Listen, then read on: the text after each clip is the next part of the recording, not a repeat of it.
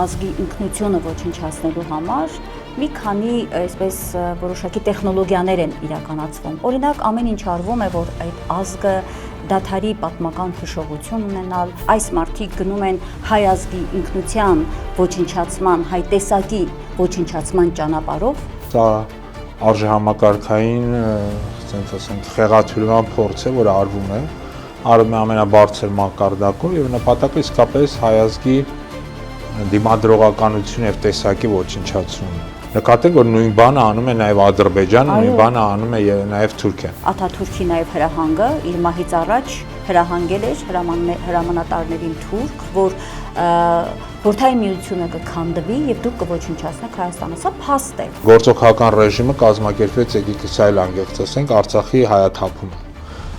Ասենք ձեռքի տված Ալևյան վարչակազմի եւ մյուսների հետ քաղաքական է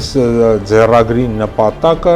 հայ ժողովրդին հնարավորինս թույլատրելն ու բարոյալքելն է։ Այսինքն ինքը ոչնչացնում է այն երկիրը, որի իշխան է ինքը իրեն կարգել։ Ըստ իրենց պատկերացմամբ այդ երկիրը իրենց պետք է թուրանական աշխարհում որպես սպասարկման ինչ-որ կետ լինի։ Հիմա այդ մարդուն ամբիոն են տվել, որ մեկ այլ չգիտես ոնց ասես, այլասերված գաղափար, ես այլ բան չեմ կարող ասել, որտեղ մեր պապերի հիշողությունը մեզ թույլ է տալիս, որ այդ տեսակի մարդկանց ուղղակի ասել լռեք։ Կասկած մտցնել են մարդկանց մեջ, ովքեր առանձնապես պատմությունից չգիտեն, վարչապետի աթոռին զմրցված անձը գտնվում էր Մոսկվայում, Ֆարսումը Գերմանիան էր գիշերները քնում զարթնում, առավոտյան մտածում էր ոնց անի որ հայությանը կրկի։ Այդ որ նորից սկսեց այդ ասֆալտին ծեփելու, այդ տերմինները սկսեց օգտագործել, ակնհայտ է, որ լրիվ մտել է նախընտրական, այդ տրամադրությունների մեջ, այս անգամ էլ ԱԱԾ-ի պատվալներն են լցնելու, այդպես էր հայտարարում։ Ողջույն սիրելի հայրենակիցներ, մենք հաղորդաշարն է Հայք Նյուզ լրատվականի եթերում, հյուրս այսօր պատմաբան Հայաքվեի անդամ Արմեն Մամելյանն է, շնորհակալ եմ պարոն Մամելյան, հարցազրույցի հրավերը ընդունելու համար։ Ես շնորհակալ հրավերքի համար։ Պարոն Մամելյան, ընդհանրապես ասվում է, որ ազգի ինքնությունը ոչնչացնելու համար մի քանի այսպես որոշակի տեխնոլոգիաներ են իրականացվում։ Օրինակ, ամեն ինչ արվում է, որ այդ ազգը դադարի պատմական հիշողություն ունենալ, պատմական փաստերն են, պատմությունն է տվյալ ազգի խեղաթյուրվում, գլխի վայր ներկայացվում, ամեն ինչ հնարավորինը արվում է մարդուն իր արմատներից կտրելու համար։ Հիմա եկեք այս փաստերի, ինչպես ասում եմ, այս հանգամանքների ֆոնի վրա հասկանանք, թե ինչպես է վարվում Հայաստանի իշխանությունը հայ ժողովրդի հետ։ Երբ վերլուծում ենք, մենք նկատում ենք ինչ, որ եւ փաստերի աղավաղման հետ գործ ունենք, եւ պատմության աղճատման հետ գործ ունենք, եւ մեր հաղթական էջերի նաեւ այսպես անտեսման, հաղթանակների անտեսման հետ գործ ունենք։ Սրա անունը ուրեմն ինչ տանք, այս մարդիկ գնում են հայ ազգի ինքնության ոչնչացման, հայ տեսակի ոչնչացման ճանապարհով։ Նայեք, իսկապես ճիշտ եք ասել, սա արժեհամակարգային, ասենք ասենք, խեղաթյուրման փորձ է, որը արվում է ամենաբարձր մակարդակով եւ նպատակը իսկապես հայ ազգի դիմադրողականություն եւ տեսակի ոչնչացումն է, որովհետեւ կարելի է մարդուն ֆիզիկապես չսպանել, բայց կասկածի տակ դնել նրա ինքնությունը, նրա հայ լինելու հանգամանքը կամ ցանկացած ազգի պատկանելու հանգամանքը, փորձելով ոչնչացնել նրա արժեհամակարգը, որի հիմքում պատմությունն է եւ այդ պատմության մեջ ամենակարևոր դրվագները դա հաղթանակներն են, որտեղ մարդկային տեսակը կամ ազգը ձևավորվում է այդ հաղթանակների շնորհիվ, այդ հաղթանակների գաղափարի շնորհիվ, թե դու մի անգամ ինչ որ ռազմական գործողության ժամանակ հաղթանակ ես տալիս, սա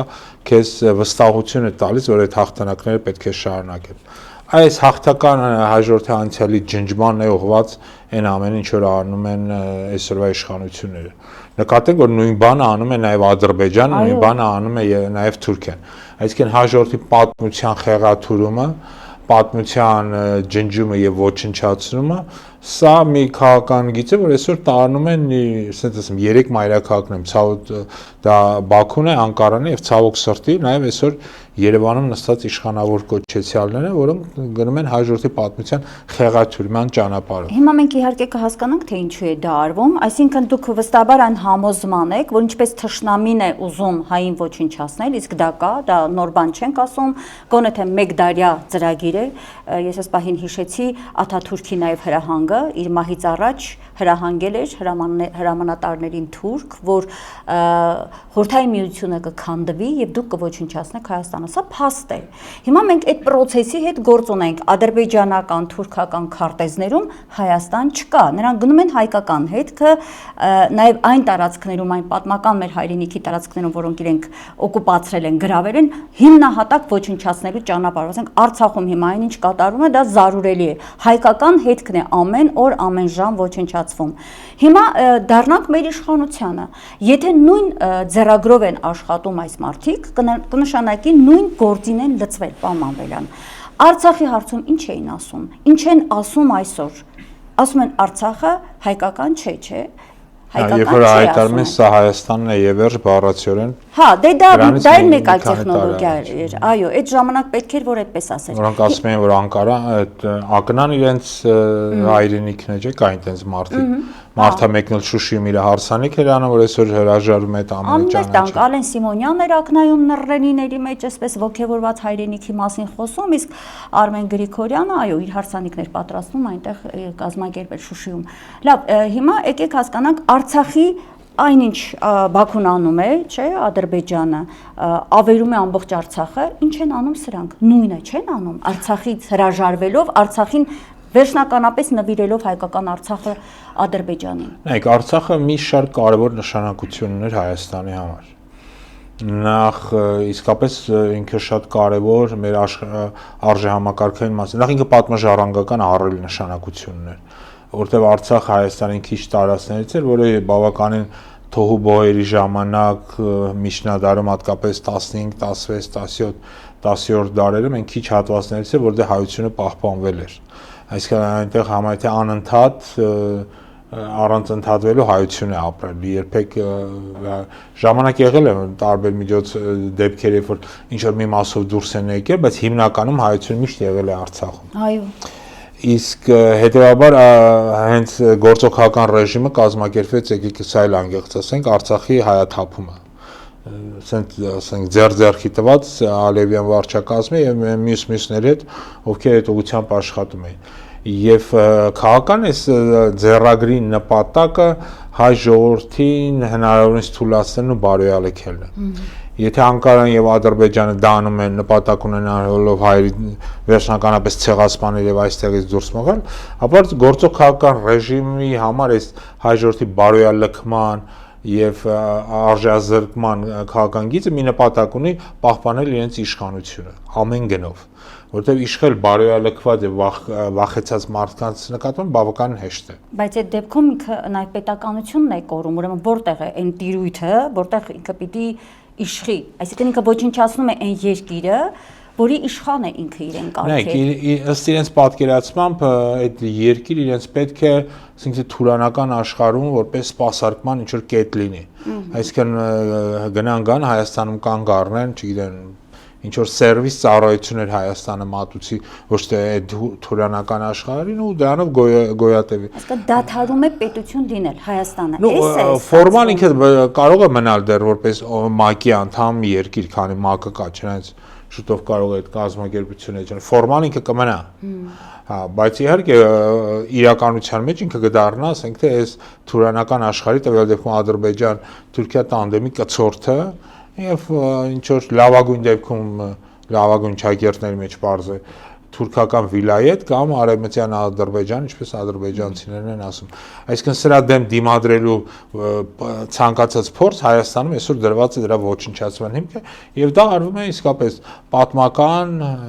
եւ մշակութային ժառանգության ոչնչացման ճանապարհով։ Դա արվում է նաեւ մեր հիշողության, ասենք հաղթանակների տոների, հա, մենք երատոն չունենք, մեր փայլուն այդ հրաշք տոնը, որը 3 այդ կարևոր տոների միասնությունն է Շուշիի ազատագրում, Արցախյան պաշտպանության բանակի ստեղծում, հայկական բանակի ստեղծում եւ ի վերջո հայրենական մեծ պատերազմ, հաղթանակը, այսինքն այդ մեր փայլուն տոնը, որ քիչ ազգեր ունեն նման հպարտանալու համար արժանի տոներ,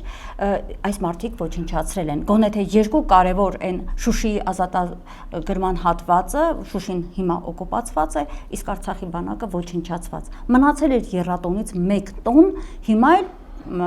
Պամանվելյան ոչնչացնել են ուզում նաև այդ հաղթական ձեռքբերումը։ Ես կուզեմ հիմա դրան անդրադառնանք, այն ինչի ականատես է եղանք մայիսի 9-ի եւ մինչ մայիսի 9-ը, մայիսի 9-ից հետո այս գործընթացը շարունակում է, անգամ հանրայինի եթերով մենք լսեցինք մի մարդու, որը 2020 թվականին այսպես հաղթում ենք, հա, այդ շեշտադրումով լվաց մեր ժողովրդի գլուխը, ուղեղները, հա, ստում էր, երբ Շուշին ընկել էր, բայց նա ասում էր Շուշիի համար մենք պայքարում ենք, պահելու ենք Շուշին։ Հիմա այդ մարդուն ամբիոն են տվել, որ մեկ այլ չգիտես ոնց ասես, այլասերված գաղափար, ես այլ բան չեմ կարող ասել, որտեղ մեր պապերի հիշողությունը մեզ թույլ է տալիս, որ այդ տեսակի մարդկանց ուղղակի ասել լռեք, պարզապես լռեք, դուք կեղծում եք մեր պատմությունը։ Հիմա ես կուզեմ այդ մարդու կեղծիքին անդրադառնալ, պարոն Մանվելյան, ինչ էր ուզում ասել Արծրուն Հովհաննիսյան անունով այդ ռազմական փորձագետը հանրայինի եթերում։ Նայեք, մինչև այդ ես ուզում եմ անդրադառնալ ինչի մասին ասացիք հաղթանակների։ Այո, խնդրեմ։ Որովհետև հաղթանակները իսկապես շատ կարևոր են։ Ցանկացած ազգի ձևավորման գործում ինքը ձևավորում է հենց հաղթանակների գաղափարի շուրջ։ Եվ նախկինում մեր ունեցած հաղթանակները, հենց այդ եռատոնը դա հաղթանակների տոն էր։ Շատ կարևոր էր հայ ազգի համար։ Եվ հետեւաբար սկզբունքորեն ոնց որ սրանք են սկզբունքորեն աշխատում գնալ եռատոնի ոչնչացմանը, իրանք դրանով նաև ազգային մեր կերպարն են ուզում, ազգի մեր տեսակն են ուզում ոչնչացնել, ինչի մասին անկեղծորեն ասել են, որ ազգը պետք է դառնա ժողովուրդ։ Այսինքն ամորֆ ինչ որ մասը, որը ինչ որ տարածք է զբաղեցնում ժամանակավոր, քանի դեռ այդ ժողովուրդ կոչվածին չեն քշել։ Այսինքն ազգ տեսակի ոչնչացման կարևորագույն պայմաններից մեկը դա հենց հաղթանակների գաղափարների ոչնչացումն է։ Եվ այդ ձեր նշած անձը գնալով այդ ճանապարհով հենց այդ ուղղությամբ է տանում, փորձելով կասկած սերմանել եւ կասկած մտցնել այն մարդկանց մեջ, ովքեր առանձնապես պատմությունից չգիտեն եւ այլն, որոնք ասենց ասեմ միջին վիճակագրական հայ մոտ, որ մեր այս բոլոր հաղթանակները եւ այս ամենը իբր թե կեղծ են եղել կամ սխալ են եղել։ Գաղափարը սա է, ցույց տալ, որ իբր թե մեր ամբողջ անցած պատմությունը կեղծիք է եղել, որ մեր ամբողջ անցած պատմությունը սխալ է եղել կամ սխալ է մեկնաբանում կամ սխալ է ցույց տալու։ Հիշենք, որ նույն ցեղասպանության հետ կապված հայտարարում է, որ իբր թե մինչև երկրորդ համաշխարհային պատերազմի վերջը ցեղասպանությունից իբր թե ոչ ոք չէր խոսում, ոչ մի իբր թե ապրիլի 24 չկար եւ հետո հորինվել է իբր թե այդ ամենը։ Այսինքն այս ամենը կասկած սերմանելու նպատակ է հետապնդում, որ մարդիկ սկսեն կասկածել իրենց պատմությանը իրենց։ Եւ նորից եմ կրկնում, այս կասկածների մեջ ամենակարևորը սկսես կասկածել քո հաղթանակների իրականության մեջ կամ էլ եղել են դրանք չեն եղել կամ դրանք ճիշտ են եղել, չեն եղել։ Այսինքն սա է նպատակը։ Եվ ինչպես սկզբից նշեցինք, նկատենք, որ սա արվում է ոչ միայն Երևանում նստած եւ մեր եւ ձեր հաշվին, մեր հարկերի հաշվին փող ստացող անձինք, այլ նաեւ դա արվում է Բաքվում եւ դա արվում է Անկարայում։ Այսինքն այս մարդիկ ձեռ-ձեռի տված զբաղված են հաջորդի հաղթական պատմությունը ոչնչացնելու։ Այո, եւ ես մի փոքր ավելի կուզեմ անդրադառնանք որպես պատմաբան նաեւ, հա, խնդրեմ, երբ որ հետաքրքիր է, ես երեք մի քանի պատմաբանների հետ էի խոսում եւ հրավիրում էի եթեր, ոմանք եւ կարելի ասել շատերը եւ շնորհակալ եմ ձեզանից, որ դուք եկաք, այն կարծիքին են, որ չարժե անդրադառնալ, դա մի խոսքի ասել է, անկեղծ ասած, պարոն Մանվելյան, միշտ եղել եմ հակառակ կարծիքին, որովհետեւ տեղեկատվական անվտանգության առումով շատ ճիշտ է ժամանակին խփելը, արձագանքելը, նույնիսկ նախահարցակ լինելը, հա, տեղեկատվական անվտանգությունը այդպես է նաև պետք ամուր պահել, որովհետև եթե դու քո քարոզչությունը չես անում, այնտեղ հաստատ թշնամու ներքին թե արտաքին լցվում է այդ քարոզչամեքենայի, հա, աշխատանքը, այդ ուղեղների լվացման գործն է արվում։ Հիմա չմեկնաբանել, չտալ գնահատական, մարդիկ ասում են նա ով է, որ ասենք Հովհաննիսյանն ով է, որ մենք նստենք իրեն պատասխանենք։ Հա, բայց Հովհաննիսյանը մի հստակ, կոնկրետ ուղեղային կենտրոնից թելադրված գործ է անում, համակարծիք չեք, այսինքն դա հենց այնպես չեկավ էլի գնաց նստեց այնտեղ իրեն ասել են, հրահանգը տվել են, ասել են կգնաս կասես։ Համակարծիք չեք, որ դա մի ընդհանուր հիմնական քարոզչական լրիվ համաձայն եմ, սա որոշակի քաղաքական կուրս է եւ ես այս քաղաքական կուրսի, որը շարունակաբար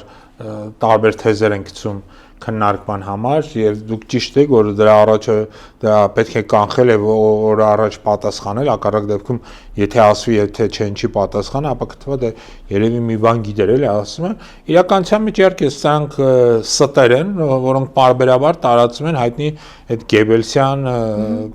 գաղափարախոսության որ եթե դու սուտը անընդհատ կրկնում ես ինքը վաղտեж վերածում է ճշմարտության հիմա սրանց նպատակը սա է ինչ որ սուտ գցել եթե դրան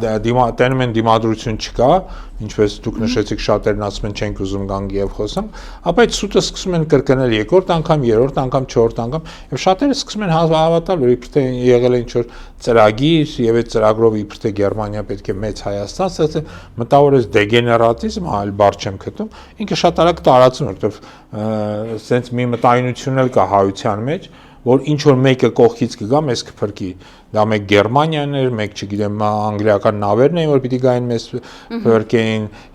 Ռուսաստանը որ պիտի գա մեզ փրկի այսինքն հեսա դրսից մեզ փրկիչ կգա այս գաղափարը ինքը շատ ասենց ասենք պոպուլյար է հայության մեջ եւ ամեն անգամ ինչ որ փրկիչներ են հայտնվում որոնք ասում են այ տեսեք ֆաշիստական Գերմանիան օր առաջ քնում զարթնում էր ուզում էր մեծ Հայաստան ստեղծել եւ ես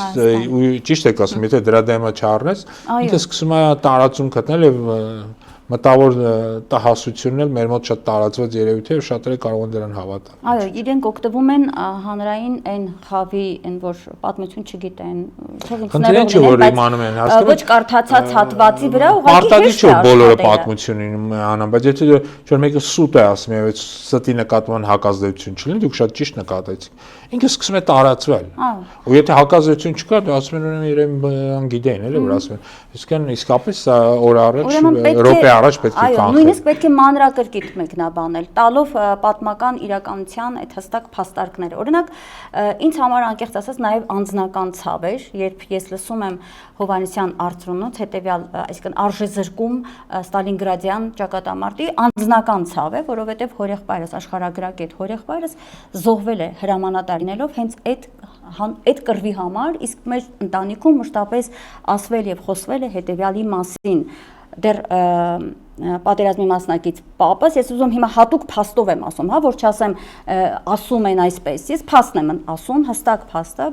պատերազմի մասնակից պապիկս ինչպես էր ինձ պատմում որ թուրքը այո սպասում էր սահմանից այն կողմ իսկ մերոնք Կարսից եկած մարդիկ էին եւ ցեղասպանությունից այսպես մազապուրձ եղած եկել էին ու հայ այդ Արաքսի այդ հատվածում գյուղ էին հիմնել վերադարձի ցանկությամբ ասում եմ մենք այսպես սարսափած սպասում ենք եթե Ստալինգրադում լիներ անկում Թուրքիան ներխուժելու էր Հայաստան եւ վերջացնելու էր վերջնականապես այդ ցեղասպանությամբ հայոց հարցը փակելու էր վերացնելու էր հայ ժողովրդին մենք այդպես տեսել ենք լսել ենք ականատես մեր պապերից հիմա Արծրուն Հովհաննիսյանը ասում է այդպեսի բան չկա Թուրքիան շատ թույլ էր ռիսկ չէր անի հարձակվեր այսինքն ակնհայտ փաստերը կեղծում է իսկ Գերմանիան նպատակ ունեցել պարզվում է ֆաշիստական Գերմանիան Թուրքիայի հա այսպես դաշնակիցը որ ստեղծի Արևմտյան Հայաստանը ազատագրի Բուլղարիայից գա նա եւ համարում է ըստ Արծրուն Հովհաննիսյանի որ այդ Ստալինգրադը մի հատ միֆ է որ հորինվել է այսպես անդադ մեզ տալիս են այդ կեղծ միֆը որտեղ է ուղված այս թիրախը որտեղ է մենք ուզում հասկանալ բացի այն որ մեզնից խլում են մեր հա արժեքները մեր հաղթանակները հա մեր հերոսական էջերը նպատակը որտեղ է քաղաքական տեսանկյունից Ռուսաստան այո նաև Ռուսաստան սա ռուսիատիացության են քարոզը որ կա այսօր Հայաստանում դրա մեջ է տեղավորում եւ նկատեմ նաև դուք ասացիք որ այդ ընթացքում նաև վարչապետի աթոռին զմրսված անձը գտնվում էր Մոսկվայում ես համոզված եմ որ ինքը գնացել է որոշակի քաղաքական նպատակներով քաղաքական հարցերով փորձելու էր ինչ որ համաձայնության գալ Ռուսաստանի նախագահի հետ հավանաբար դա չի ստացվել իր մոտ որից հետո հրահանգ է եկի Երևան սկսել այս հակառուսական ռուսիատիաց այս քաղաքական կուրսը սկսել բայց հիմնվելով հաջորդի պատմության կեղծման վրա եւ ձեր ասած հենց դրա արանքում է այսինքն սա քաղաքական գործընթաց է կան որ այս մարդիկ կորցրել են իրենց տերերին ամենուրեք եւ հիմա ստիպված հետ են վերադարձել Մոսկվա փորձում են դե տեր մանգան երկրորդը քանի որ ինչքան հասկանում եմ այդ քաղաքական կուրսը իրենց մոտ չի հաջողվում հիմա իրանք նորից վերադարձել են ռուսիատեացության ճանապարհի վրա եւ երրորդը իսկապես դրա հիմքում նաեւ հաջորդի պատմությունը կեղծելուն է ուղղված եւ ցույց տալու համար, որ իբր թե գիտեք, մենք շանս ունեինք, նորից եմ կրկնում, սա այն կեղծիքի արանքում է, որ մենք անդադ կերակրում են հայ մարդկանց, որ ինչ որ դրսից մարդիկ կգան, մեզ կփրկեն, դա մեկ Ռուսաստանն էր, մեզ փրկում, մեկ Անգլիան, հիմա էլ բարձում է Գերմանիան էր, գիշերները քնում զարթնում, առավոտյան մտածում էր ոնց անի, որ հայությանը փրկի։ Բայց այստեղ մենք տեսնում ենք նաև Թուրքիայի հանդեպ այսպես դրական, հա, այսինքն չէ Թուրքիերը չեն պատրաստվել մեզ ջարդել։ Շատ ճիշտ եք նկատում, Թուրքիան, որը պարբերաբար հայոց ցեղասպանություն է կազմակերպել, որտեղ նկատենք դա ոչ միայն 1915 թվականն է, դա շատ երկար ժամանակ է տևել, շատ երկար, դարեր շարունակ։ Համիդյան ջարդերից առաջ էր դեռ 17-րդ դարում տարբեր շարժումներ են եղել, որոնց նպատակն է եղել հայերին կոտորել եւ պարբերաբար այդ կոտորածները կատարվել են ցավոք սրտի Օսմանյան կայսրության տարածքում։ Հիմա խնդիր իսկապես հայությանը ուղղել ռուսիատեացության եւ իսկ Թուրքիան ներկայացնեց այն սպիտակ պուպուշ թևերով, բան, որտեվ սա էլ անկեղծ լինենք, այսօրվա քաղաքական ռեժիմի ասենց ասեմ պապաներից մեկը հենց Էրդողանն է, որովհետեւ հիշում ենք, բարբերաբար գնում, հանդիպում, գիրք են նվիրում, այդ ժպիտը դերմքին նկարում են այդ գիրքը գրկած եւ այլն եւ այլն։ Այս ամենը արվում է, որտեւ այս մարդիկ նորից եմ կրկնում ինչ որ տիրոջ փնտրտունքի մեջ են, եթե Ռուսաստանում չի ստացվում, սկսում է հակառուսական այս հենց նման տիպ ակցիաներ եւ փորձելու են, ասենք թե նորից շարժվում են դեպի Թուրքիա, որտեղ իրանք կորցրել են իրենց քաղաքական կապը Միացյալ Նահանգների հետ եւ նաեւ բավականին թուլացել է իրենց կապը Եվրամիության, հատկապես Ֆրանսիայի հետ, որտեղ մինչեւ այդ Մակրոնն էր ինչ որ ձևով սրանց հովանավոր հանդիսանում։ Հիմա քանի որ այս ամենը թուլացել է, իրանք հիմա այս փնտրտուքի մեջ են, մեկ գնում են Մոսկվա, հիմա էլ փորձում են շարժվել Անկարա եւ այլն եւ այլն։ Իսկ իրենց պապան, ինչպես ասում են, հա, քաղաքական հայրը ի սկզբանե 18-ից երբ նրանք բերվեցին, արդեն իսկ հստակ էր թե ով էր, Թուրքիայում էին այդ մարդիկ, նրանց ուղղորդողները, որտեղ բոլոր փաստերը կան ապացուցելու, ուղղակի մնում է որ երբ որ իրենք հեռանան, այդ բոլորը իրավական հարթություն տեղափոխվի եւ մենք բոլորս պարզ կերևա, թե 18 թվականի հեղափոխություն կոչվածը իրականում ինչ հեղափոխություն էր եւ կարծում եմ ճիշտ են այն մարդիկ, ովքեր գտնում են, որ տեղի ունեցել մեր երկրում ադրբեջանա-թուրքական հեղափոխություն կամ թուրք-ադրբեջանական եւ բերվել է այն դրածոն, որը պետք է այսօր մեկը մեկով իրականացնի Ադրբեջանի եւ Թուրքիայի քաղաքականությունը։ Աչքներիս առաջ Արցախը երազում կտեսներ Ալիևը, որ հանձնվեր հայկական երկրորդ պետականությունն այս մարդիկ ոչնչացրել են։ Մենք չգիտես ինչի քիչ ենք խոսում այդ մասին։ Ուղղակի չճանաչված էր դեր Արցախը։ Դե լիքը չճանաչված պետություններ կան, չէ՞, ինչպես ասում են, մնացել էր մի քանի քայլ անելու դեպի դա գնալու համար։ Իրենք ոչնչացրեցին, ինչպես ասացիք, այո, բացառիկ մի երկրամաս հայկական, որը մշտապես եղել է հայկական իր 4000-5000 տարվա մեջ, դադարեց այլևս հայկական լինել, որովհետև չկա հայկական հետք այնտեղ եւ ոչնչացնում է ադրբեջանցին եղածը։ Հիմա երբ որ իրենք քարոզում են դրական այսպես բաներ նաեւ Գերմանիայի հետ կապված, չէ՞ կարծում որ այս մասով էլ նորից ջուր են լցնում իրենց պապաների Ադրբեջանի օրինակ Ալիևի հայտնի խոսքին, հիշում եք, ասում էր Հայաստանը ֆաշիստական պետություն է։ Արդյոք հենց այս թելը չեն թելում, այս նույն խայտարակ կեղծիքով հանդերձ։ Երկրորդ վտանգներից մեկը ճիշտ եք նկատում, որ արվում է այս քայլերով, սա ֆաշիզմի գովերքման կամ ֆաշիզմի պաշտպանության գործընթաց է։ Եվ ֆաշիզմի պաշտպանությունը, որի պիտի ֆաշիստները ուզում էին գային մեզ փրկին, սա շատ վտանգավոր տենդենս է, որովհետև իսկապես նույնիսկ այս պայմաններում այս հրադրությամբ այս Ռուսաստան, Եվրոպա հակամարտությունը, որ մենք տեսնում ենք ուկրաինական ճակատում, նույնիսկ այս պայմաններում կողմերը փորձում են ֆաշիստ բառը միմյանց նկատմամբ որպես վիրավորանք օգտագործել։ Բայց այս մարդիկ փաստորեն գնում են ֆաշիզմի տակ են ստորագրում, որի պիտի ֆաշիստները ուզում էին գային մեզ պաշտպանեին, չգիտեմ, մեծ Հայաստան ստեղծեն նման անհեթեթ ծրագրեր են առաջ քաշում։ Իդեպ այդ մասով ուզում հատուկ շեշտեմ, որ ժամանակին իսկապես, այսինքն ֆաշիստական Գերմանիան հստակ ծրագիր ուներ ոչնչացնելու սովետական միությունը։ Ոչնչացման ճանապարհներից մեկը դա ազգային փոքրամասնություններին կամ մյուս էթնիկ խմբերին սովետական միության դեմ գրգռել եւ փորձել ապսամություններ բարձրացնել եւ քանդել երկրի ներսից։ Եվ քանդման այս ճանապարհի վրա իրենք ամեն մեկին մի բան խոստանում են, ադրբեջանցիներին խոստանում են մեծ Ադրբեջան, վրացիներին մեծ Վրաստան, ու հայերն էլ բարձր խոստանեն մեծ Հայաստան եւ այլն, այսինքն խոստալու ոնց ասած լեզվի տակ ոսկոր չկա, ինչ կուզենք ասել։ Բայց նպատակը նորից եմ կրկնում, իրենց դաշնակիցը այս տարածաշրջանում Թուրքիան էր, դուք ճիշտ նկատեցիք։ Եվ պատերը 1941 թվականի սովետական միության պատերազմ սկսելուց առաջ Գերմանիան կնքեց Թուրքիայի դաշնակցական պայմանագիր 1941 թվականի հունիսին։ Եվ ստեղ ոնց ասում են երկու կարծիք լինել չի կարող։ Եւ ժամանակի դեպ սա էլ նկատեմ, երբ որ երկու հայտնի զորավարներ Դրոն եւ Նժդե հայկական լեգիոներ էին ստեղծում Գերմանիայում, իրանք մի նպատակ ունեին։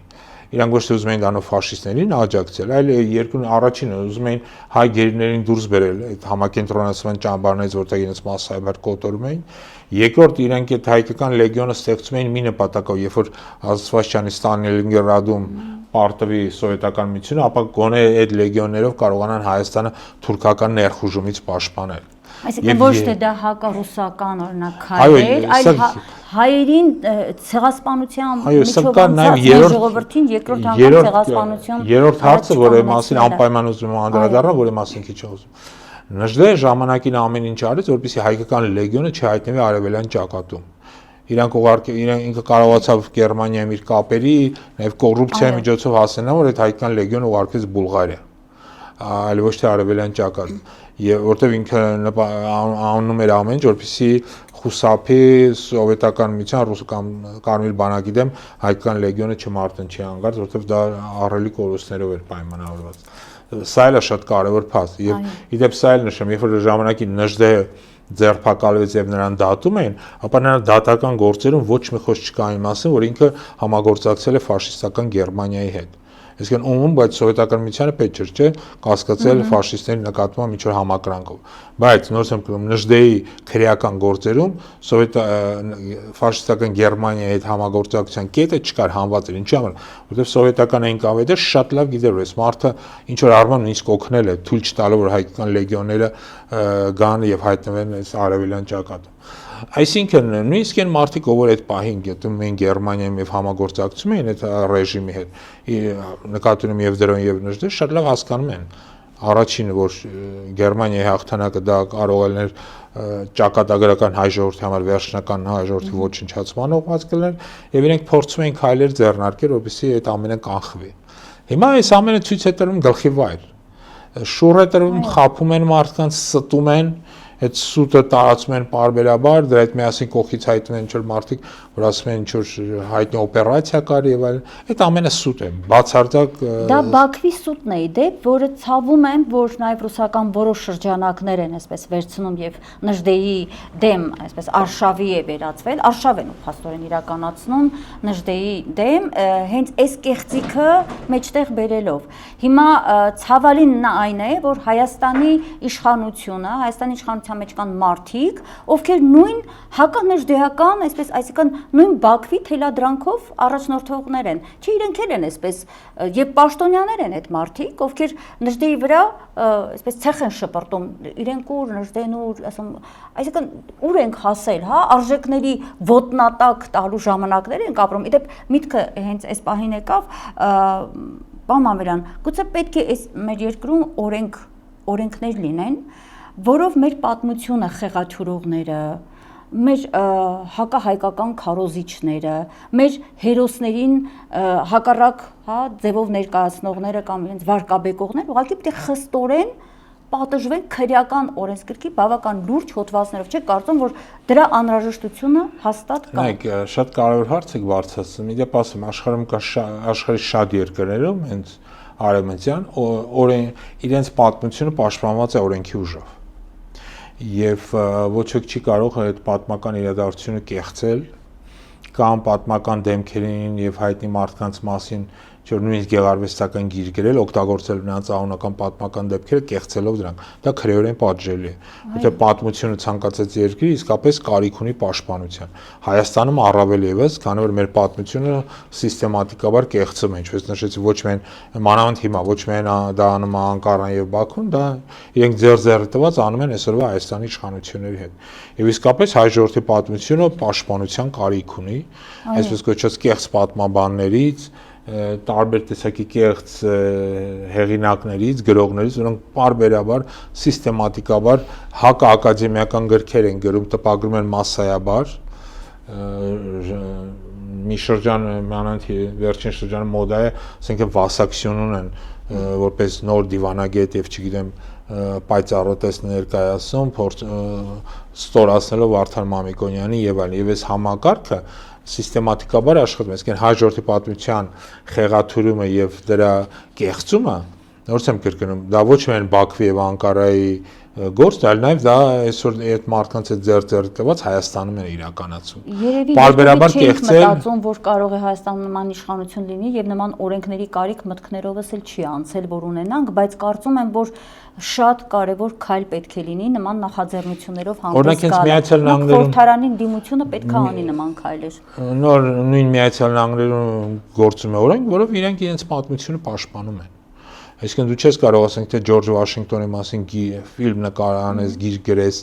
որով կեղծի այն պատմական իրականություն, որը կա այդ մարդու մասին, որտեղ ինքը պատմական ֆիգուրա է եւ կարևոր դեր է խաղացել։ Այո, դա շատ կարևոր է։ Այսինքն եթե ուզում ես գեղարվեստական ֆիլմ նկարել,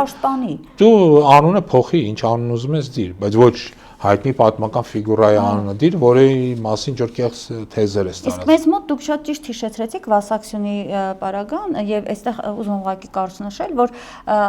ավարարի ճակատամարտն են ուզում որպես պատմական փաստ նայել, ոչ միայն աղճատել, այլ ընդհանրապես պատմության էջերից հանել։ Սա էլ մյուս խայտառակությունն է մեր այդ հոգևոր հաղթանակների, հա, ավարարի հզոր մի ամբողջ Վարդանանց պատմություն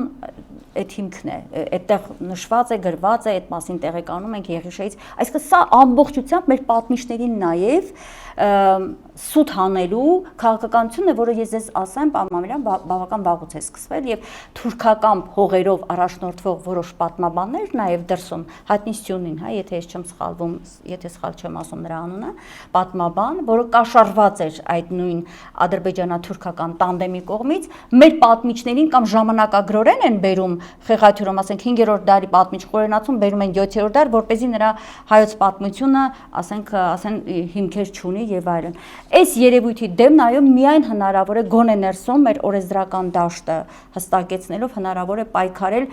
նման խայտառակ երևույթների դեմ, բայց դե չեմ կարծում, որ այս իշխանությունը դա կբերի որպես օրենք, բայց պետք է պայքարել, այսօրվանից պետք է դրա համար պայքարել։ Ես ուզում եմ անդրադառնամ այս ֆոնին, հա, այս մարդիկ հայտարարել են կրթությունը նորաձև է, սա էլ հենց նույն չեք կարծում նպատակին է ծառայում մեր նման մտածող մարդկանց մտածողությունը վերափոխել, այդ կեղծիքը բերել դաշտ, մտնում են մատենադարան, որ ինչ անեն, հա, այսինքն 6-7 լեզու իմացող գիտնականներին գնում են կրթելու այս մարդիկ, այս ինչ ծրագիր է, պարոն Մանվելյան, իրականացվում։ Նայեք, իրականում սա ինձ թվում է իրենց նախընտրական ծրագիրն է, որոնք մի տարի առաջ իրանք դա սկսել են, որտեղ քարոզարշավ են անում։ Այո, սկսել են նախընտրական քարոզարշավ, որտեղ ու չգիտես երբ իրենք փորձեն ընտրություններ անցկացնել, կարող է դառնան աշնանը, կարող է եւ մի տարի հետո։ Օրենքով գիտենք մի տարի հետո։ Երկրորդ իրենք շատ լավ հասկանալով իրենց այսօր շատ սարսափելի ցածր ռեյտինգները փորձում են այդ ձևով ինչ որ այս քարոզարշավ անել է մարդկանց զորելով բերում մարդկանց լցնում են լսարաններ, գիտեք, չէ՞, տեղյակ մարզերում ինչ է կատարվում։ Գիտեմ, որ շատ պետական համակարգի աշխատողներին իրենց ընտանիքներով ստիպում են գան եւ ներկա գտնվել այդ միջոցառումները, մենք մի բան պետք է հստակ հասկանանք, այն ամեն ինչի մասին, ինչ որ սրանք խոսում են, իրենք իրականության մեջ անում են հակառակը։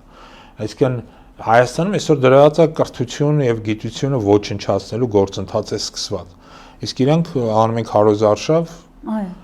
կրթությունը իբրև թե նորաձև ու այդ կրթությունը նորաձև անցկացում են երկու անձինք, որոնք երկուսն էլ անկիրթ են բոլոր առումներով։ Չէ, նույնն էլ հիշենք, իրենք խոսում են անդադ խաղաղությունից, մի մարդիկ, որ պարբերաբար պատերազմներ, ցեղասպանություն, էթնիկ զտում են բերել վերջին 6 տարում հայ ժողովրդի գլխին։ Սպանել են 5000-ից ավելի մեր տղաների եւ աղջիկների։ Եվ այս մարդիկ խոսում են խաղաղությունից։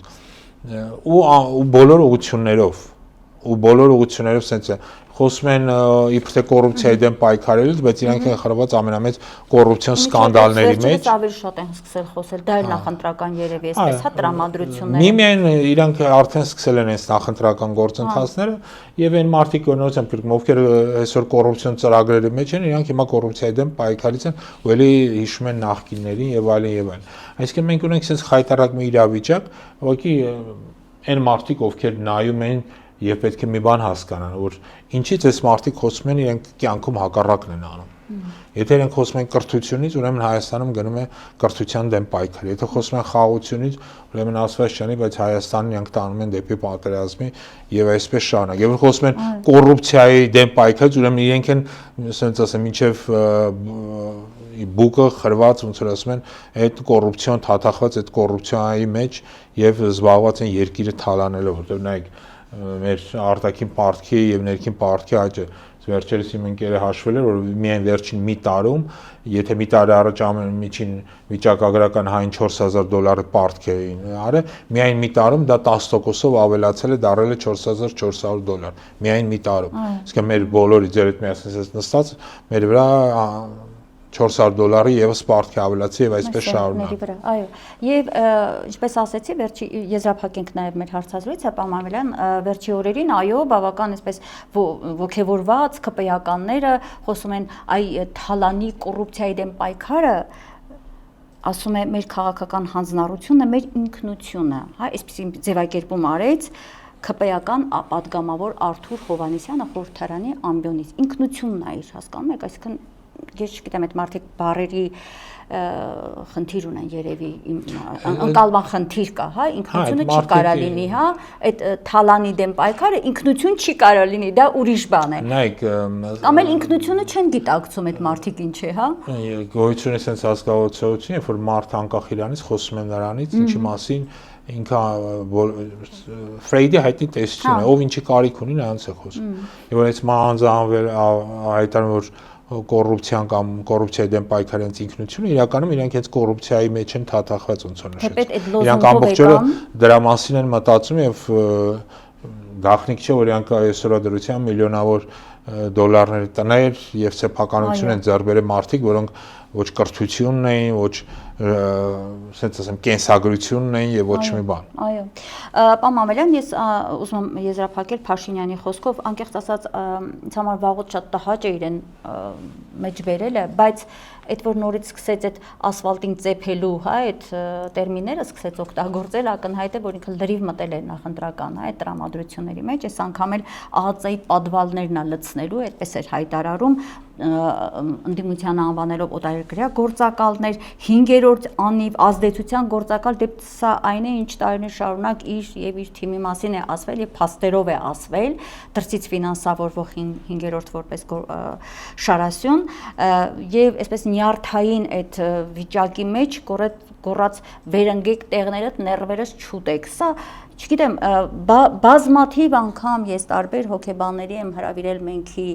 եթերում խոսելու թե այդ մարդու հետ ինչ է կատարվում, այդ ջղաձգումները, այդ նյարդային վիճակը, այլևս այնքան է ասվել, որ այդ մարդը ունի խնդիրներ, առողջական խնդիրներ, ու նորից մենք այստեղ կանգնում ենք հարցի առաջ, ինչ իրավունք ունեն առողջական խնդիր ունեցող մարդիկ երկիր ղեկավարել, մեր ճակատագիրը հանձնված է ջղաձգումներ ունեցող մարդկանց, այստեղ էլ պիտի օրենք ունենանք, հա, որ գոնե օրենքը պահեր մեզ, բայց չունենք ցավոք։ Հիմա ինչու են այս մարդիկ այսպես ափերից դուրս եկել, ինչու են սկսում նորից նման, հա, բառապաշարով խոսել, միայն ընտրությունների նախաշեմին կանգնած լինելն է խնդիրը, թե օրինակ դուք չեք տեսնում, որ կարող է լինել հետևյալ վտանգը։ Նա պատրաստվում է հերթական տարածքային զիջումների։ Հիմա պիտի նորից ցնցի մեր հասարակությանը, նորից հիշի երկրորդ, երրորդ նախագահների թալանը, նորից պիտի մատ թափ տա ընդդիմության վրա, լռեցնի, որովհետև նրանք էլ ունեն լուրջ խնդիրներ անցած իշխանության ընթացքում, լռեցնի, որպեսզի այդ քողի տակ տարածքներ նորից զիջի, որտեվ ես երեք ադրբեջանական լրահոս հետևում էի, այնտեղ արդեն խոսում է Տավուշի մարզի 4 գյուղեր հստակ տալու մասին։ Ինչ կասեք։ Նայեք, գիտեք, այդ անձի վարքը եւ բարքը բազմաթիվ անգամ են քննարկվել եւ դժվար է ասել, թե ինքը ինչ մոտիվացիայով է շարժում։ Իմ կարծիքով իսկապես սա կարող է եւ նախընտրական այս գործընթացի հետ կապված լինել։ Եվ կարող է նաև պայմանավորված լինել հանգամանքով, որ նրանք, ովքեր ստուգում են իրավիճակը, սոցհարցումներ են անցկացնում հատուկ իր համար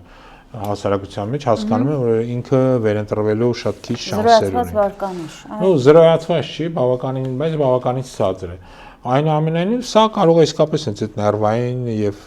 մյուս պատճառներ ունի։ Այլ բան է, որ մենք այսօր պետք է իմ խորին համոզմանք ավելի շատ կենտրոնանանք, թե մենք ինչ պետք է անենք։ Հասկանում եք, այս դրա մասն է, որ քիչ է խոսվում, թե ինչ է պետք անել երկրի այս վիճակից դուրս բերելու համար։ Դե մեջտեղ եկավ իմպիչմենտի գաղափարը եւ որպես ծրագիր առաջարկվեց։ Ինչ վիճակ է այս պահին ըստ ձեզ։ Դե ես չգիտեմ, այդ impeachment կոչվածը այն ինչ որ իրենք են։ Դրանից գլոբալ առումով մենք ցանկացած impeachment-ի, ասենք թե նկատի ունեմ հայակվեն, որ կարվի այս անձին։ Բայց տվյալ դեպքում այն ինչ որ հիմա կատարվում է, այդ ինձ մոտապարությունը դա ավելի շատ նպաստում է, որ խորհրդանական ընդդիմությունը մեկը մյուսի հանդեպ ինչ որ վատ կարծիք արտահայտվի եւ ասենք թե ինչ որ իրենց հեղինակությունն է դա ավելի շատ ընկնում։ Դրանից ինչ օգուտ ունեն իրենք չգիտեմ, բայց հստակ է որ Նիկոլը դրանից ոչ մի կերպ չի տուժում։ Այսինքն նույնպես եմ կրկնում, այստեղ պետք է հստակ կերպով հասկանալ թե ոնց է պետք աշխատանք տանել բնակչության հետ։ Այսօր օրինակի համար այս հաղորդումը իմ համար գոնե կարևոր է նրանը, որ մենք փորձեցինք ցույց տալ, որ երբեք չհավատան պատմական այն կեղծարարությանը, որը գնում է, որը շարունակական պարբերաբար տարվում է հատկապես Հ1-ի եթերով։ Եվ այդ պատմական կեղծարարության նպատակը նույնն է՝ մարդկանց խաբել, շփոթեցնել, բարոյալ լքել, թուլացնել, կոտրել դիմադրողականությունը ու վերջիվերջո հնարավորինս հեշտ եւ իշխել եւ հեշտ, եթե պետք է ինչ-որ բան հանձնել, ինչպես նշեցիք, շատ ավելի հեշտ դա հանձնել։ Շնորհակալ եմ, պարոն Մանվելյան, հրավերս դարձյալ պիտի ասեմ, շնորհակալ եմ ընդունելու համար, որովհետև ինձ համար անընդունելի է լռելը եւ հստակ փաստերով կեղծիքը չջարդելը, իսկ մենք ունենք այդ փաստերը, պատմությունը մեր տվել է մեր ձեռքին այդ ահռելի հնարավորությունը եւ մենք իրավունք չունենք կեղծարարների, որոնք այսօր զավթել են մեր երկիրը, իրավունք չունենք այդ կեղծարարներին թույլ տալ, որ մեր հարկերով ֆինանսավորվող հանրային հեռուստատեսության եթերում կեղծիքը պտտվի եւ մարդկանց ուղեղին նստի, դա էլ նրանք ուզում են, դա ուզում է մեր թշնամին։ Մենք պետք է անդադար հակադարձենք հստակ փաստարկներով եւ թույլ չտանք ի վերջո, որ այս մարդիկ իրենց այդ կրթությունը նորաձև է կոչված այդ խեղկատակության ժամանակ խորենացու հայոց պատմությունը ձեռքին միայն ողբը կարդարով շրջեն, որտեղ դա եւս միտում է, դա եւս հստակ միտում է, իրենք երբեք մեր լուսավոր փայլուն հաղթանակների էջերը չեն հանրայնացնում, բերում են դա, ընդ որում դա էլ չեն մեկնաբանում, թե ինչու են անում, կամ թե ինչու է գրել խորենացին, դա էլ են փակ թողնում։ Այնպես որ ես շնորհակալ եմ, եթե կար եզրափակիչ ասելիք, խոսք, եթե ոչ, ուրեմն շնորհակալ եմ հրավերս ընդունելու համար։ Ինձ մնում է հիշեցնել իմ հեռուստադիտողներին, որ ես այսօր մենքի տաղավար հրավիրել էի Հայակվեի անդամ պատմաբան Արմեն Մանվելյանին։ Լավ եղեք, կհանդիպենք։